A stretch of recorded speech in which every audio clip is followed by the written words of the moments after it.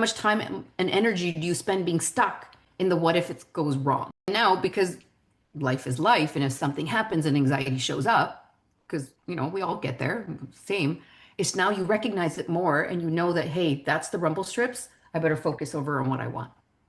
And now you've got this tool to get you out of that instead of what happens is a lot of people get stuck in the anxiety, right? How much time and energy do you spend being stuck in the what if it goes wrong? All the energy can now be devoted into moving forward. And the And more, when you clear that anxiety, it shows up in the physical typically, right? Like you yes, imagine it in the non-physical, and then you get to experience that and more in the physical. That's powerful.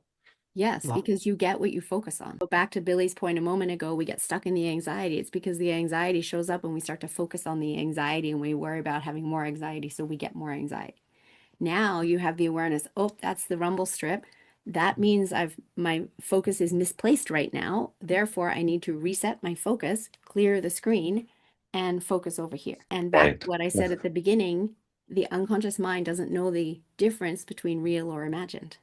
And so Uh-huh. we literally imagine what we want. That shifts our focus because we were imagining what we didn't want anyway. And to your point earlier, you said the longer and more intensely I do this, the more effective it is. It doesn't have to be long. The unconscious mind is really fast. The intensity of it really helps. Initially, you said the anxiety wasn't completely gone, and so Billy had you pump that up a little bit more, and you intensified Mm. that screen, and that allowed the anxiety to release. It's not like you need to spend 3 hours in a meditation doing this. It No. isn't about length of time. It is intensity, and then the unconscious mind works very quickly. Our unconscious mind is literally the 90% of our mind that we ignore a lot of times because we're just up here in our little conscious ego mind. The unconscious mind serves a purpose. It's there to protect us. And so when you start worrying about things, obviously remember, as you know this, like, the chemicals that are being released in the body is affecting our state. And then when it affects our state, it affects our behavior.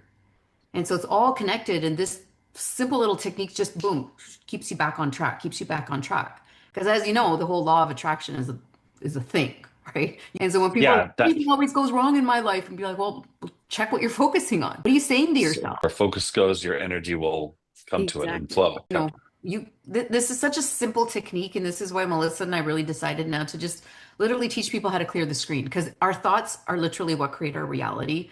And Perfect. it's energy, there's so much power in our thought, and we don't realize it because we are programmed to think negative.